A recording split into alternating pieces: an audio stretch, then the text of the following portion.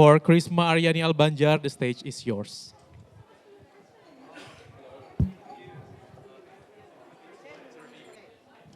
Thank you and good afternoon, everyone. Now I would like to start by having our panel, our distinguished panelists here to introduce themselves so that we know who they are, which for those who haven't known them, but I believe a lot of people have already known our panelists. So probably we can start with Petra. Yeah, sure. We can go clockwise. Yeah, okay. Thank you so much for having me here. I lead investments for the Asia region at Asean Transformation Capital. We recently closed our fund. Okay, yeah, that's better. Recently closed a fund for around $150 million in digital transformation. So the theme of this event is very relevant for us. So we invest in scaled microfinance institutions across emerging markets, including Southeast Asia, South Asia, Africa, and Latin America, where we support companies in their journey of digital transformation. And that's really the thesis that we look at. So we are impact investors. For us, financial inclusion is a big piece. And with that, looking at climate resilience, looking at gender, all of that becomes complementary, the complementary pieces of our overall investment thesis. So thank you so much for having me here. Thank you, Netra. Stephen? Sure. Hello, everyone. My name is Stephen Lee. I work for Nuveen. Nuveen is a US-based asset manager, but global in operations and quite large. The organization manages something like $1.2 trillion globally. So as you can imagine, lots of different groups and strategies within that. I happen to sit in the private equity impact investing team. So what we do is we're growth equity capital. So we're typically taking significant minority stakes. We're active investors, typically writing checks, between $20 and $40 million. In growing companies that have a strong social and/or climate impact. And really from the social impact side, I think, like Netra says, the theme of this conference really fits really well into how we see the world as well. Really focus on underserved populations or groups like low income, small businesses, MSMEs, smallholder agriculture, and focused on essential products and services. Climate is also a big focus of ours as well, and we really see kind of strong intersections between both the climate and the social impact. So great to be here. Look forward to this panel. Thank you, Stephen. Pak Sugi? Okay, thank you, Bu Krisma. My name is Sugianto, and I'm Indonesian. And my background is actually more on the science and innovation by me and Tommy, my co-founder. We founded Greenhook. Greenhook is a material innovation. So right now we're using local resources, tapioca and other crops, and make into biodegradable plastic. There's some slide here, maybe can yeah. Okay, so plastic is more than 1,000 applications. Right now we are just at the tips. We get into 40 applications now. And then 10 years of research, we have US patent, Singapore patent, Indonesia patent. Those are the slides. And we export to about 15 countries with 3 technology. Yeah, we have 6 patents worldwide, and we are working on 3 more patents to complete the portfolio technology. Next one. And just for short, next slide. Yeah, what we do from upstream to downstream, we bring about impact at least 5 SDG. Yeah, so no poverty, inequality, industrial innovation, and the last one on the market is SDG 12. Yeah, this sustainable consumption and production. That's in short who we are. Thank you. Thank you, Pak Sugi. Please, Pak. Thank you, Krisma. Hello, everybody. My name is Eddie. I've been a venture capitalist for close to 10 years now. Right now with BNI Ventures, Bank Negara Indonesia, which is one of the state-owned banks. So we are the corporate VC subsidiary of the bank.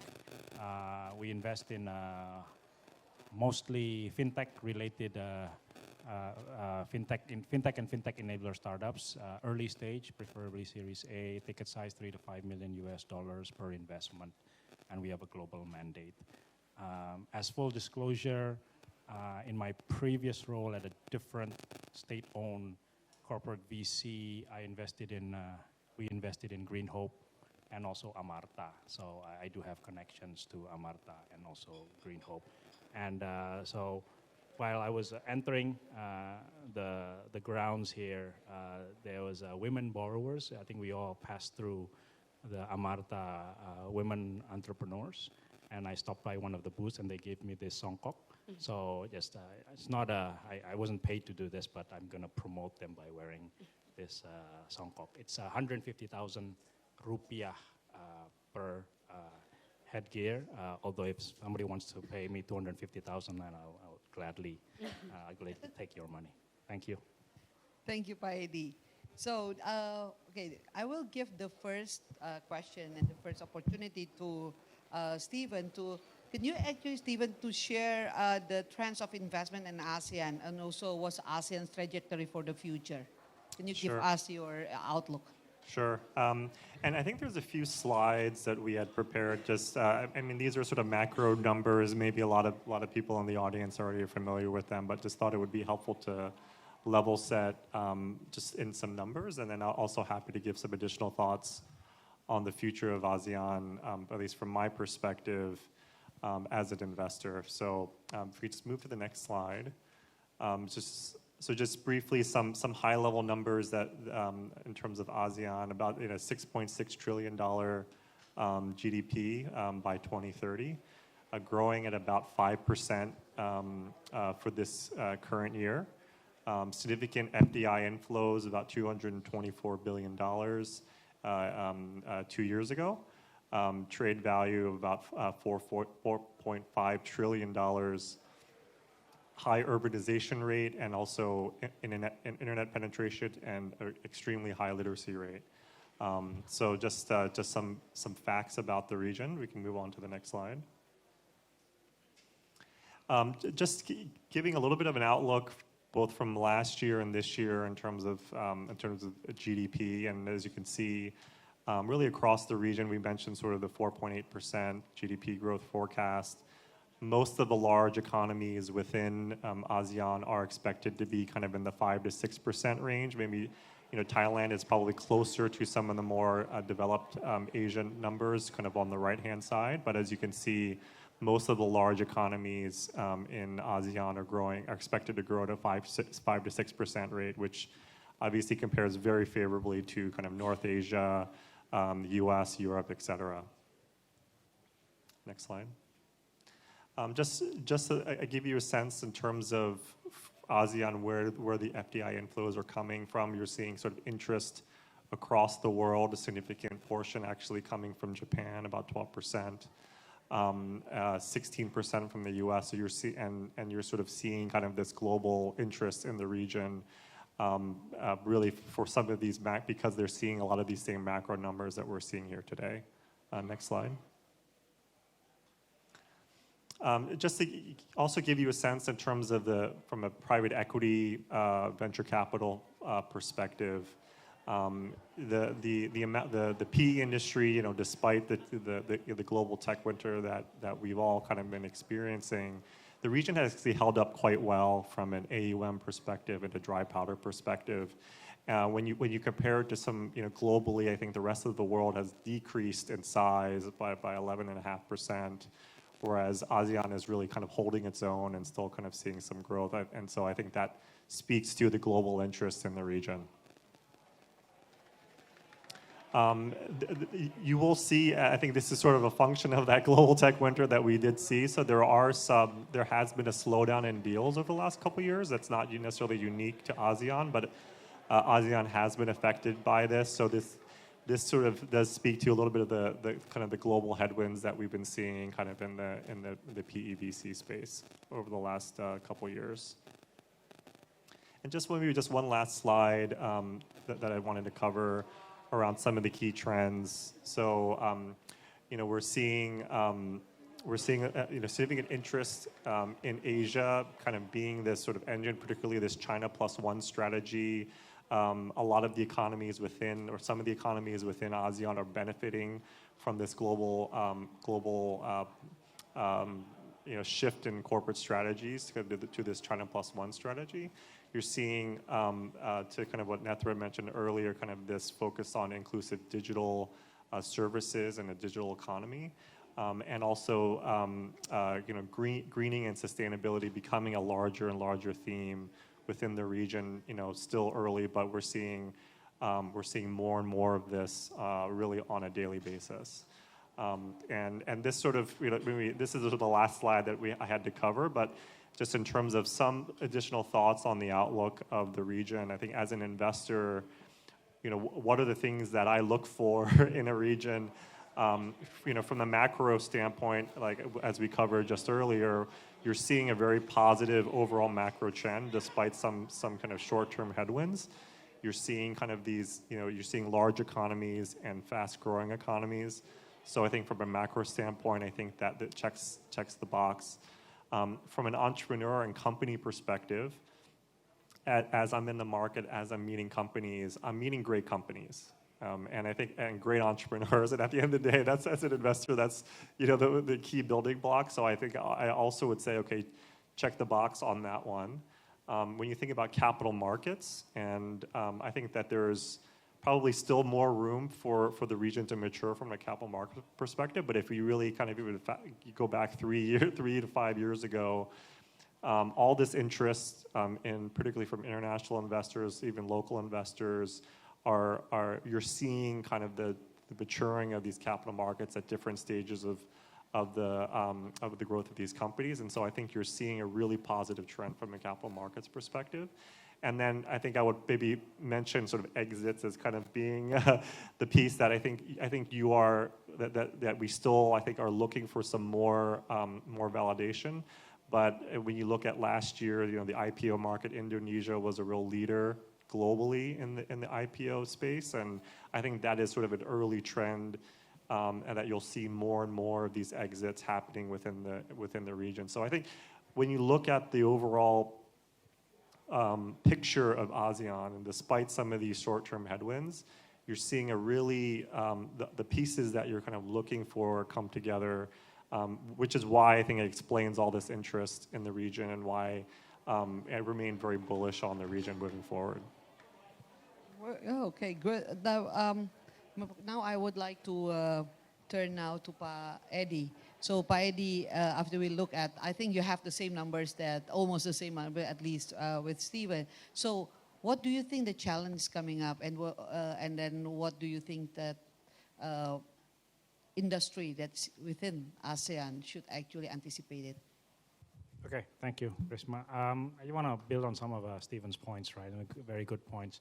One, I would agree that AUM is there, dry powder is there, but we're now much more selective. I guess back 2-3 years ago, it was all about valuation. Now it's about value. So the tagline now becomes value over valuation. So that's one. Sustainability becomes not only a keyword, it's something that we all look for when we're conducting due diligence.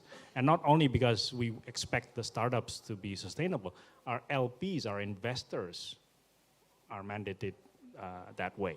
We as venture capitals, we are licensed by the local regulatory. The regulatory asks us, where's your sustainability report?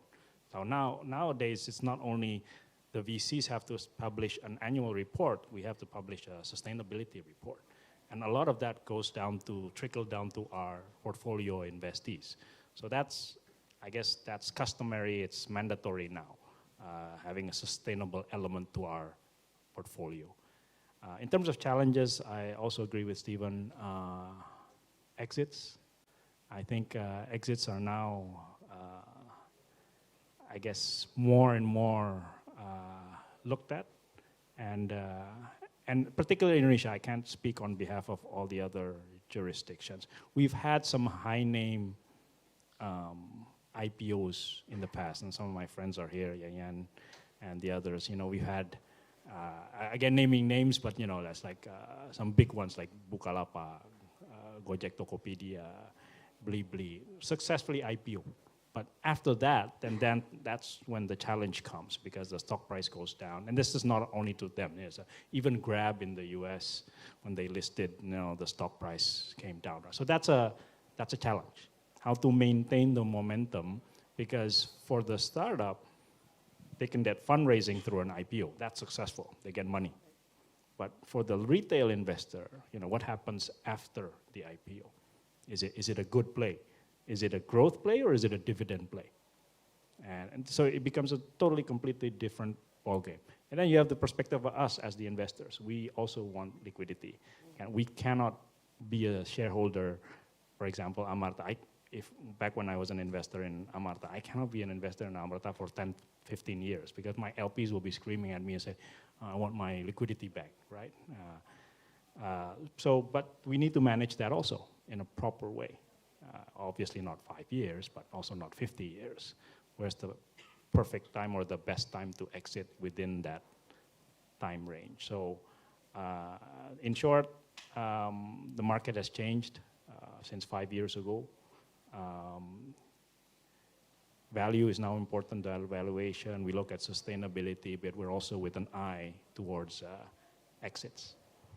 Okay, now, but I would like to give some follow-up questions then. What's your, so in your opinion, what should the industry or the investee should do to actually keep it sustainable?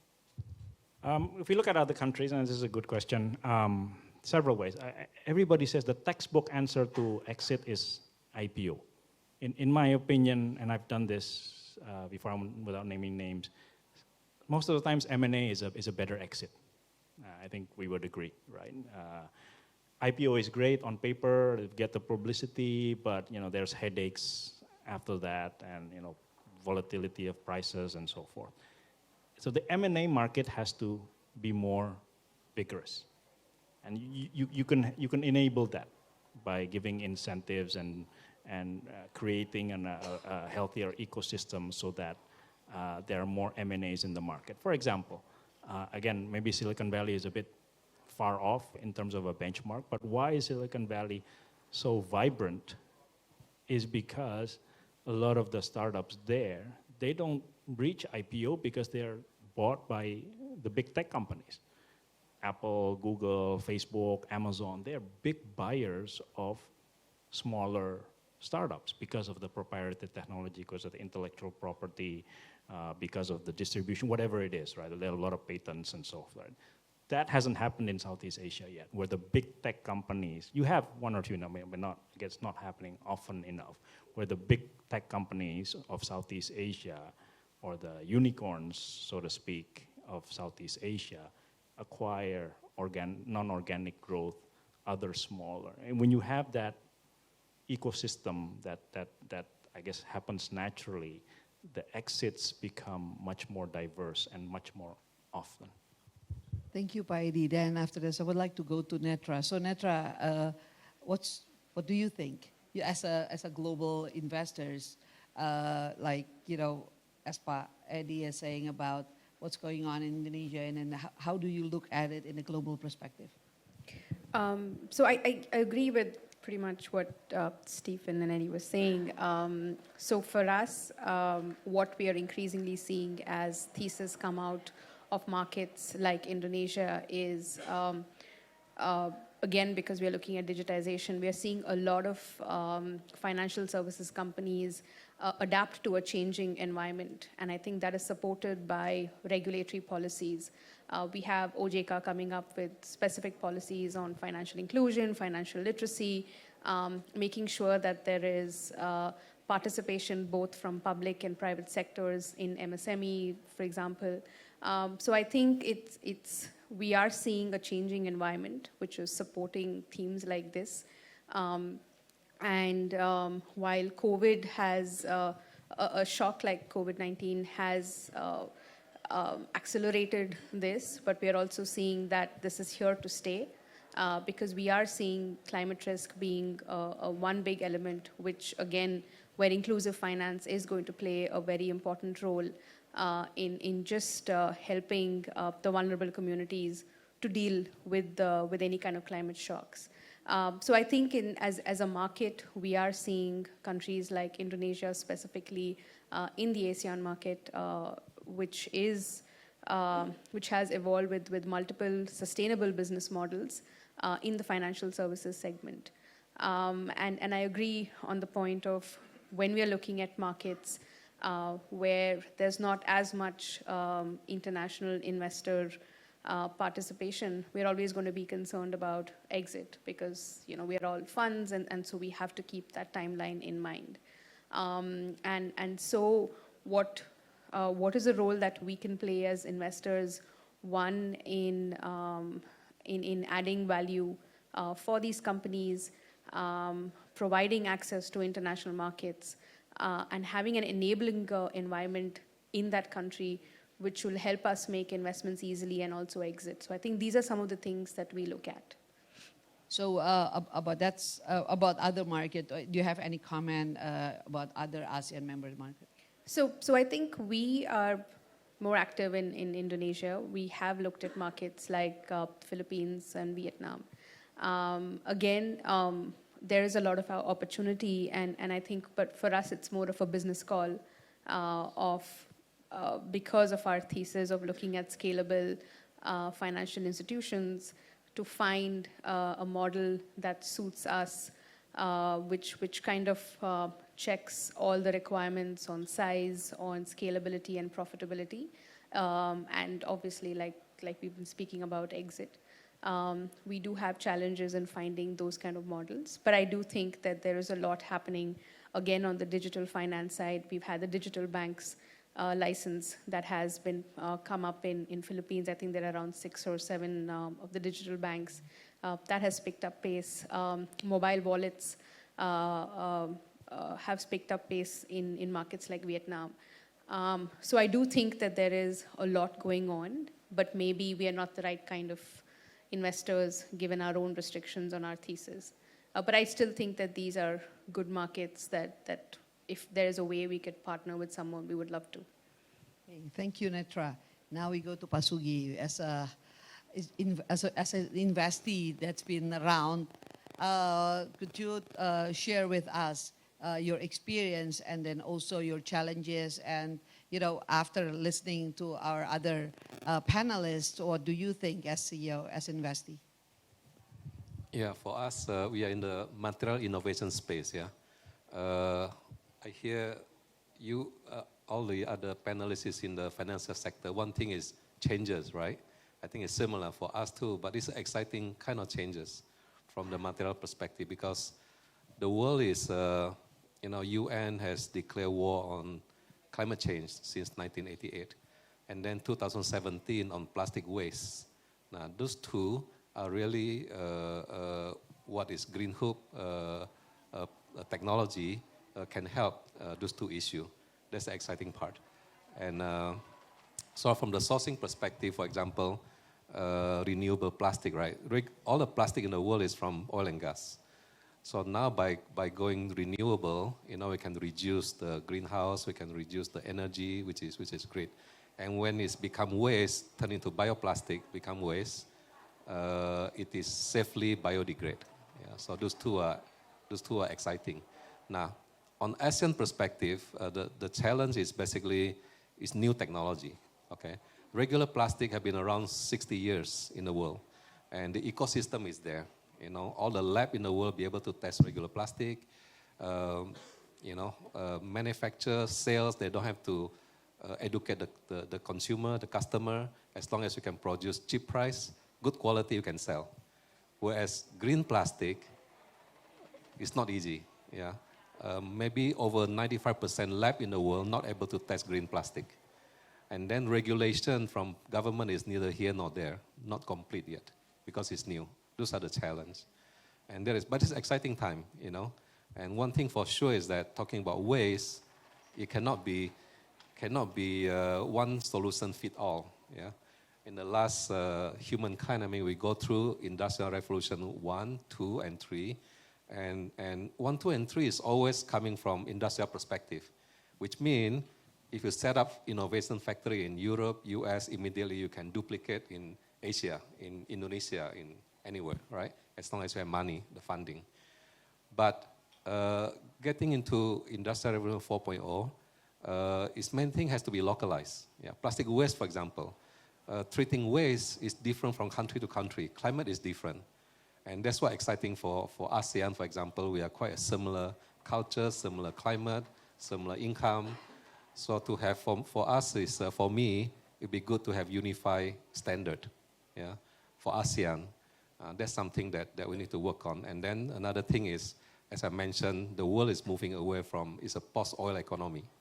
And ASEAN, the natural resources, the biodiversity is huge, okay? And for example, I mentioned, I think it's no secret, Malaysia and Indonesia have been very big on palm oil, right? Why it is popular, just imagine you grow the palm tree, you grow it for 8 years, and you can harvest for the next 25 years. Crazy, right? The price versus sunflowers oil and corn oil, you got to plant every year. Just imagine the cost, yeah? And Malaysia and Indonesia have been leading that now. Now, the whole world is going renewable, meaning that we need to go to every kind of plant now. So one thing, the homework is basically we need to segregate, okay, which plant are good for food and which plant for industry. That's not being done yet. So a lot of homework to catch up.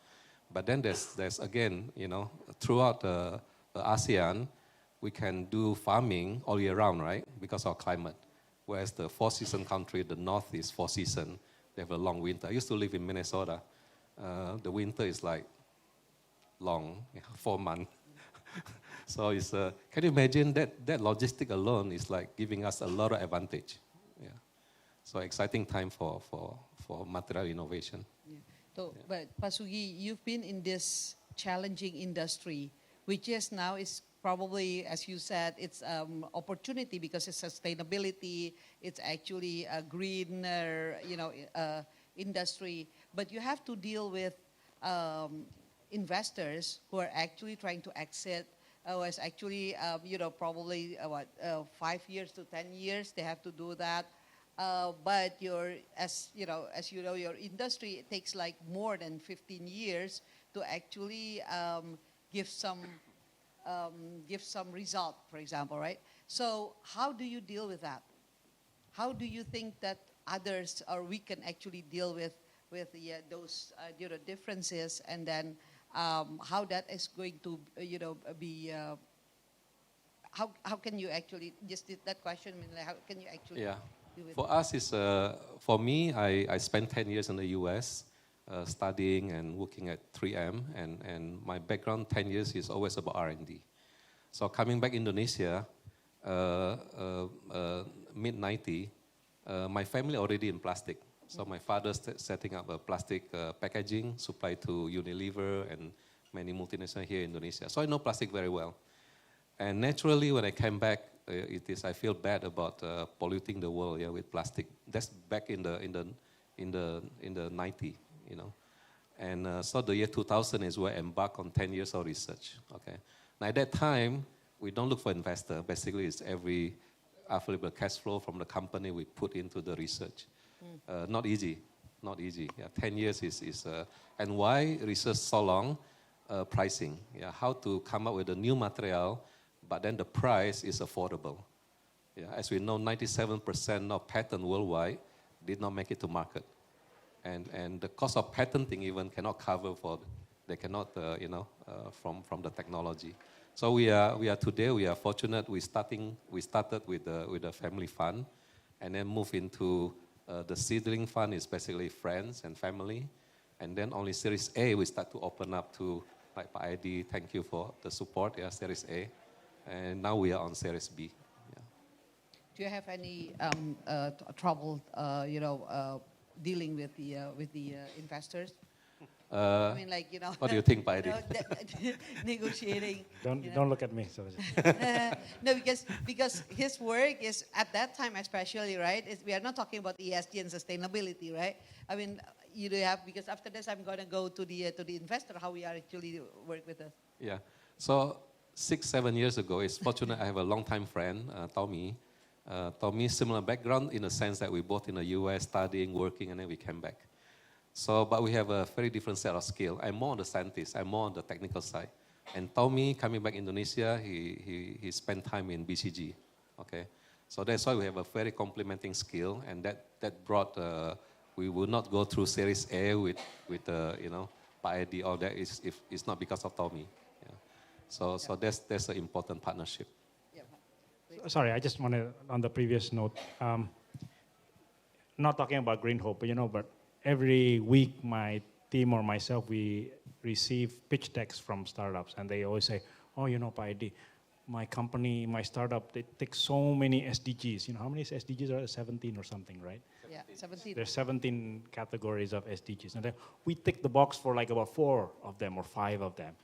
And it's just all great, right? We all want to invest in sustainability, SDGs, impact, and so forth, right? But if it's not built to become profitable or sustainable, then we're not going to invest. Okay, we also don't expect you to be profitable in year 3 or whatever, right? But there has to be unit economics that makes sense and eventually can become profitable, because an investor, you know, we want the valuation to increase, we want exit, we want you to become profitable, and so forth. And I mean, it's not charity.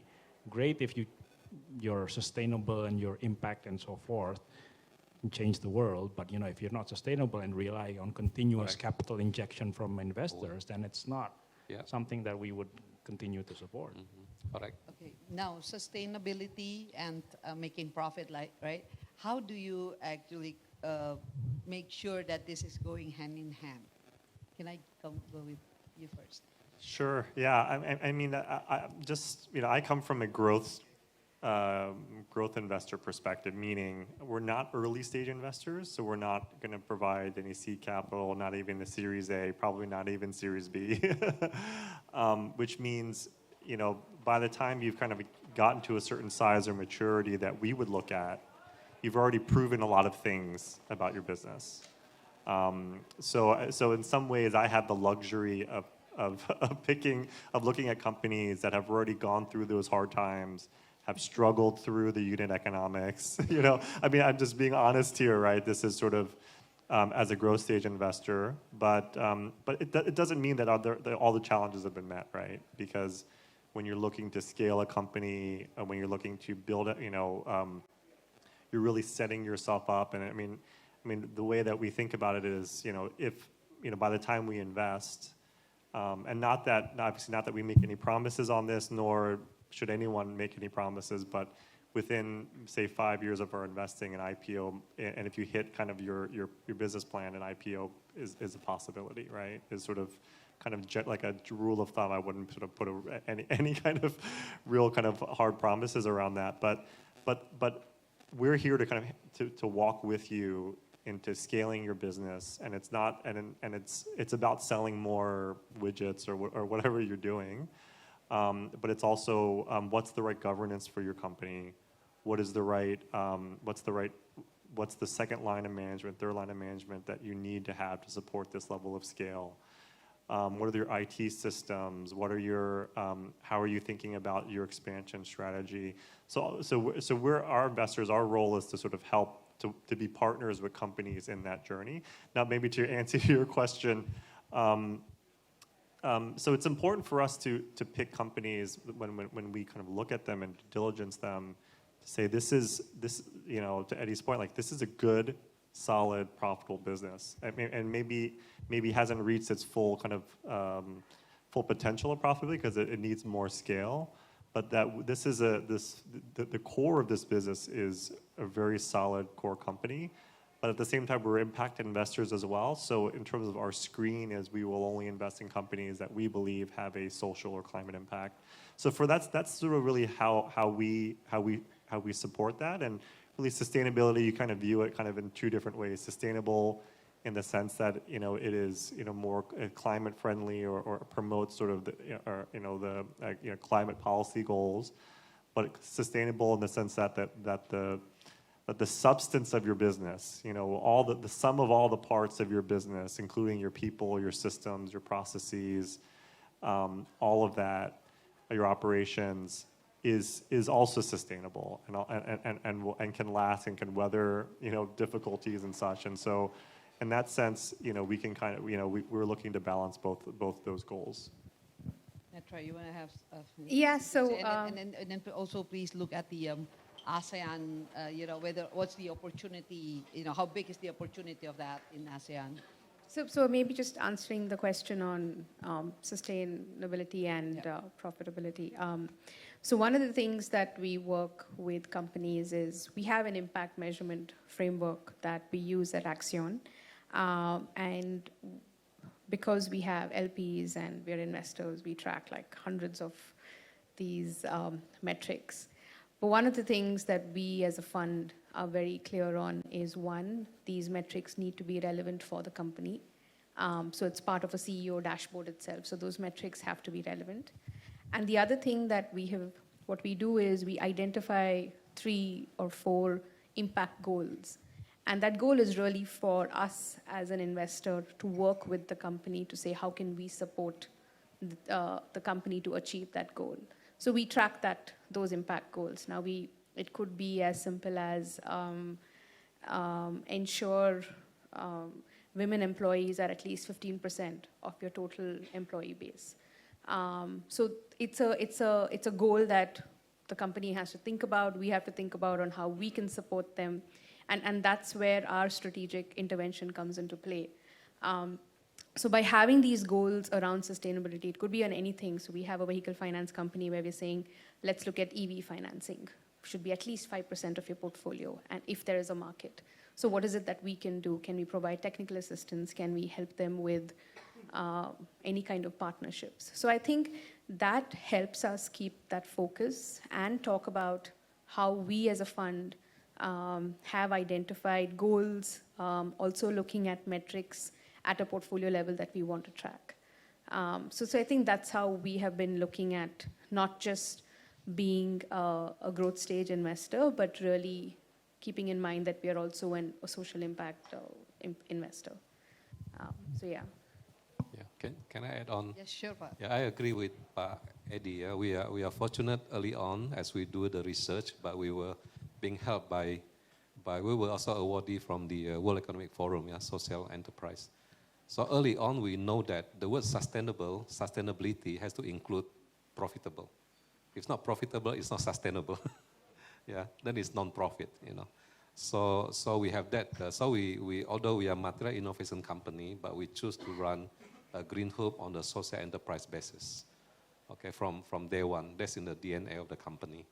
So profit is very, very important, and because technology, that new technology is still very good in the profit margin, but then it's still how to make it affordable in the mass market, which we have achieved. Eddie, what did you see in Green Hope, early on when people are not talking about sustainability, where we're not talking about ESG as part of investment? What did you see? Probably you have a crystal ball so that you see that this is going towards that way. Could you share with us? I don't have my notes with me, but this is like going back 4 years ago, maybe. So back then it was different. The market was shifting. I don't know, Stephen, since you're late stage, maybe a little bit different perspective, but I don't know, Nitra, maybe more similar. But Indonesia, if we go back a little bit, 10, 12 years, the beginning of the Indonesia startup scene, it was mostly driven by B2C, business to consumer, whether it's Traveloka, Tokopedia, Bukalapak, Gojek, and the others. I can name names, but we're running out of time. But B2C is very cash burn heavy. You have to do promos, discount, whatever it is, to get people to actively use your product. And a lot of times, the profitability or the path for profitability becomes difficult because Indonesians and maybe in Southeast Asia, a lot of people, they're very price sensitive. If you stop the cash burn or you stop the promos, people will switch to another platform. I mean, that's just the reality. The product loyalty is just not there yet, right? So we started at that time to shift less on B2C and more on B2B. and eventually B2B2C, right?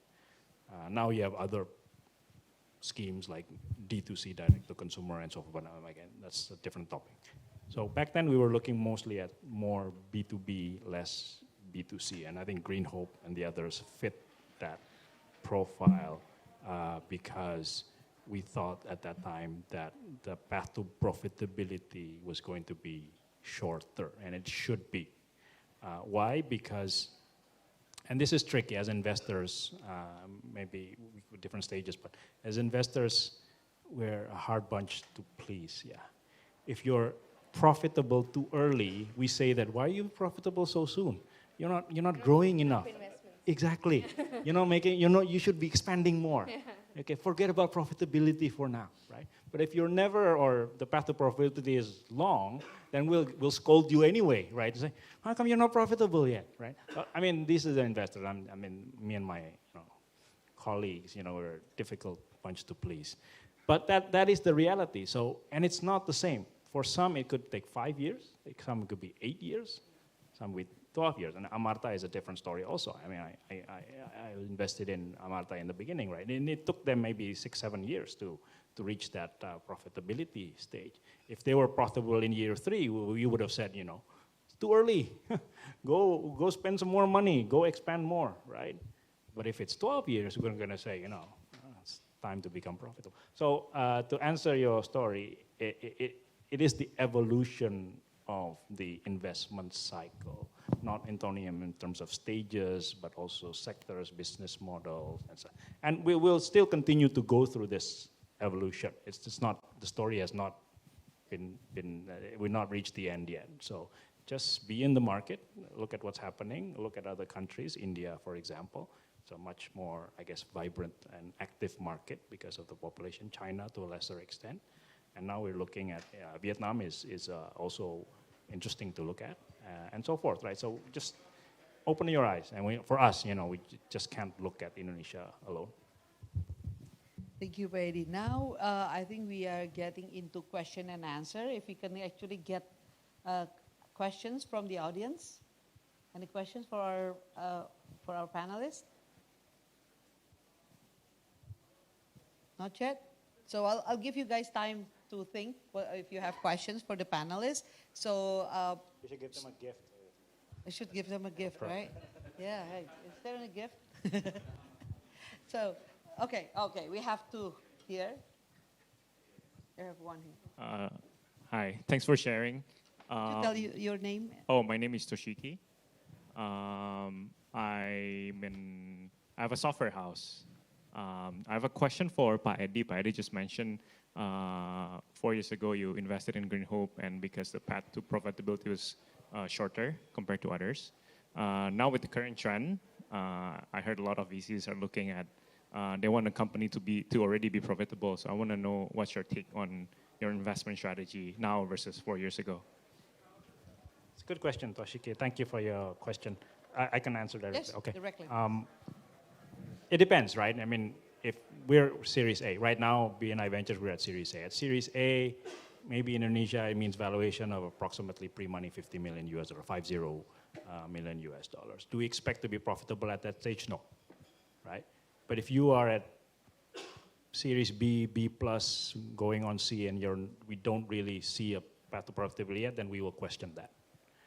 So it really depends on stage. And I'm not going to use the term years because years is different, right? 2 years, 3 years, depending on the sector, depending on the country and so regulation and so forth. So I'm just going to use a series of funding. So Series A, we don't expect yet. Series B, we have to see it, I guess begin to see it. And Series C, I guess Stephen can speak more on this, but if you're not yet path to profitability or profitable by Series C, it has to be reflected in the valuation, although we will make sure that our feelings in the term sheet.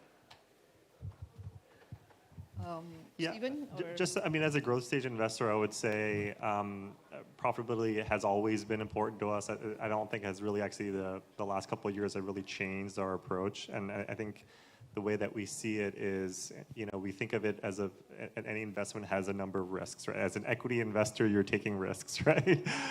There's no way around it. But what are the risks that you're trying to filter for? Which are the risks that you think you can mitigate? And if we can run into a company that's already profitable based on current operations, you're really taking out a lot of that cash flow risk of the business. Now, we do make exceptions, so this is more of a general rule of thumb than a real kind of hard and fast rule. But as a growth stage investor, having a company that's at least break even or profitable does sort of take out one big risk of the company, and obviously that helps with the investment. So. No, I agree. I think also maybe we're being a little generic, but also the models make a big difference. We were talking about B2C versus B2B. And I think one is I'm sorry, I'm not going to turn around, but what's the fund's investment thesis? And if you have a strong ability to take risk, absorb risk, because you have such a large pool of capital to keep supporting the company, and you're okay to look at a model which generally consumes cash. That's one. But I think, but there needs to be, like you were saying, a path to profitability. So we have seen a lot of these models. I can give you examples of India, which is a pure B2C. And the customer acquisition cost is just going on, and you just don't see an end to it. But there is a long game that you're playing. It could be that it's the tech that you're backing. It could be the data analytics that you're backing. And so you're okay with profitability not being an important factor. So I think the business models make a big difference. So for example, your business model, it is going to take time, but it obviously is a very important product. It's a very important business. And so every investor will have to use that lens as to see what are the business model, and hence accordingly look at the path to profitability. Thank you. Any other question? Okay. Over. Please give the mic.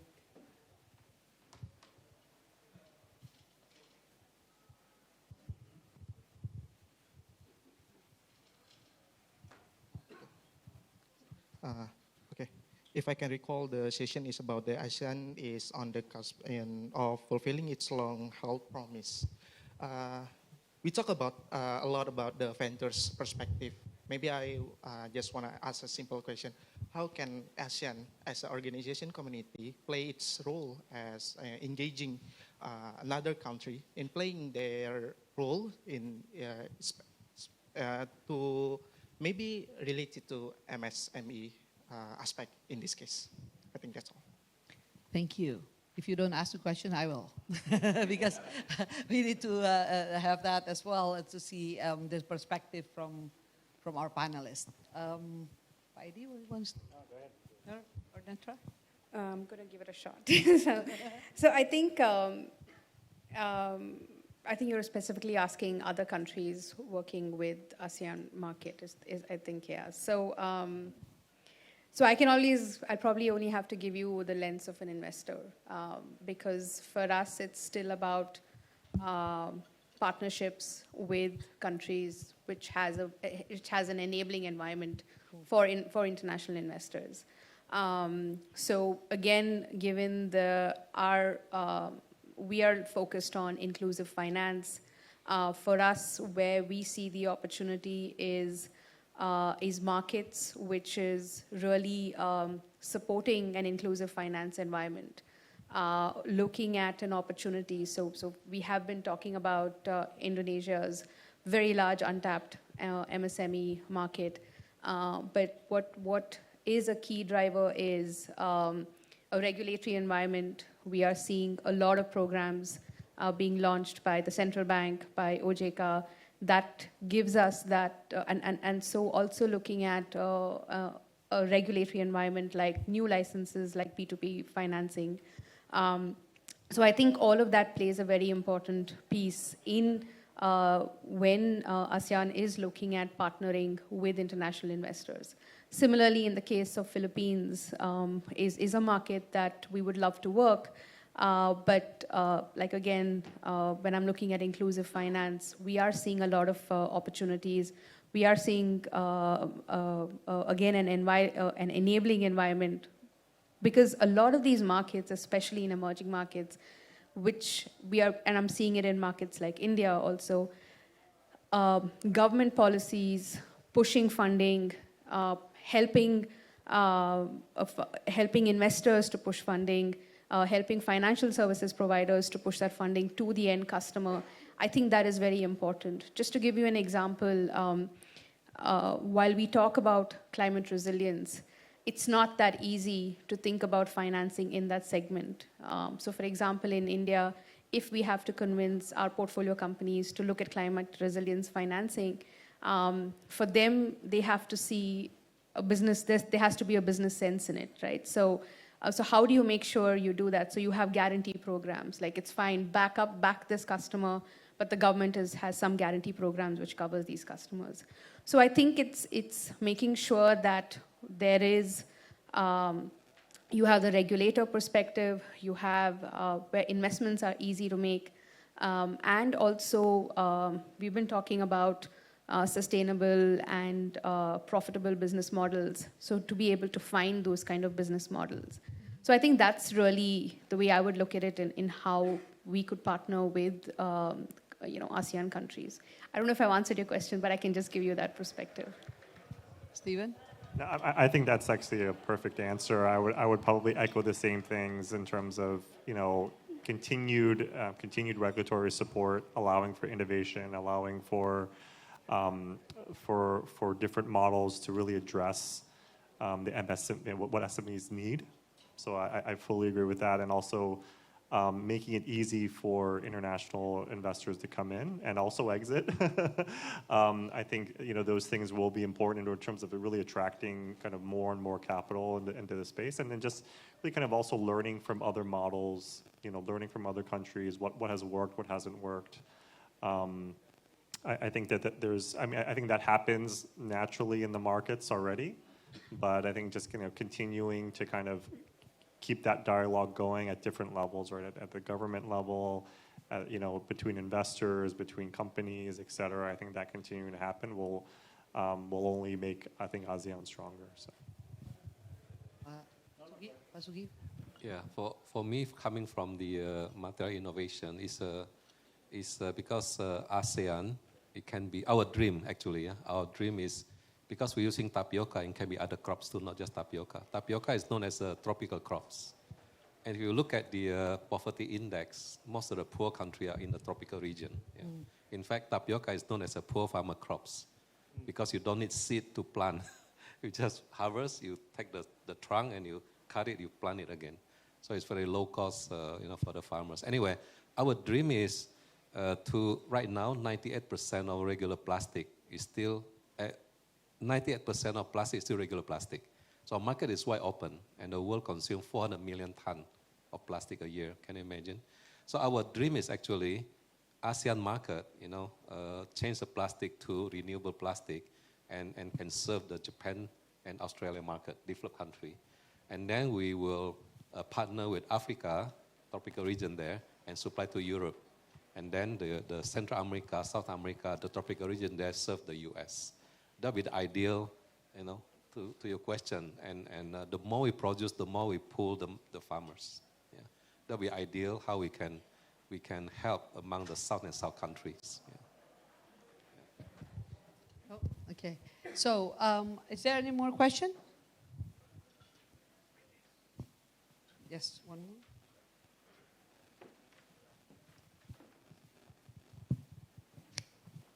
Hi, Jeffrey from Edinburgh Lloyd. So there's a lot of talks about exit, and I think in several other panels earlier today also came up. And I think the question is really, if we agree that exit is challenging, what's your play as an investor? I mean, are you going to just wait and see, or are you, for example, creating funds, trying to convince more patient capital to longer term horizon? So that's one thing. The second thing is just want to understand your view. If IPO is not possible, that trade sale is also not so easy because there's no big tech in Asia. Is management buyout ever in the radar? I already can think of different challenges with management buyout, but I just want to understand whether that's ever came up to your desk and if it has, why it's not an option. So maybe I'll answer the first part. So I agree. I think it's important for all kinds of a fund philosophy that needs to be there to support the different business models. I think we have been talking more about exit as specific to our funds. But I do think that there are players who provide patient capital, and I think that is very important. So we have seen it, for example, in healthcare. And again, I'm giving an example of India that you need capital, you need patient capital for some business models like healthcare, like anything to do with environment. A lot of greenfield projects needs patient capital, and I think that is important. We are seeing that. With development financial institutions who are providing equity, combination of equity and debt. So in some sense addresses your point. I'll try to answer your question on the exit bit. Personally, I have not seen management buyouts. We have seen that, and you're right, I think IPO has its own challenges because you need to be able to continue to show that growth and sustained performance to be able to ride out that valuation. But I do think a strategic buyout is just seems like the next best option. But I've not seen management buyouts. I don't know if anyone else wants to add to that. And in this part of the world, it's not common to see management buyouts. To answer your question on exits, yeah, there's IPOs, there's trade sale or M&A. What we are seeing now, a lot of investors, they're privately trying to do secondary sales. So just hopefully it's quiet, but some of them are not too quiet about wanting to exit, right? But you see that more and more happening. And then lastly, if it just doesn't happen, then the company is profitable. Yeah, hopefully we can get dividends. Wait for the next wave of investors to come in or the next trend, and maybe try to market the investee or the startup to a bigger corporation, maybe foreign also. Yeah, I don't have much else to add. I mean, just on the management buyouts. I mean, even in the U.S., I don't know how often you really see those, but that is enabled largely because of the maturity of the capital markets there. There are players that provide a lot of these kind of mezzanine capital because to buy out the company from the management takes a lot of money, right? So, how do they kind of scrounge up the money? And that there's certain sort of there's certain capital markets options in say like the U.S. That unfortunately is not yet available here in ASEAN. Obviously, I think the capital markets is something that we have seen mature quite a bit. And so even kind of this idea of like venture debt was sort of a pretty foreign concept, but now you're seeing players offering kind of venture debt. So you're starting to see more and more types of capital available, but it's going to take some time. I don't think there's any way around it, that these things just take a good amount of time, and to some degree, you as an investor and as folks in the region will just have to be patient around that. Thank you, Stephen. I think you can see that our MC is actually getting nearer and nearer to me, and I just want to let you know, hey, your time is up. So, but I would like to thank our panelists, Stephen, Pasugi, Paedi, and also Ibu Netra, to have this fruitful discussion with us. I hope that our audience can actually get some message and learn something from our discussion, this roundtable. And thank you very much. And let's give a big applause for our panelists. Okay, thank you so much. And before we close the session,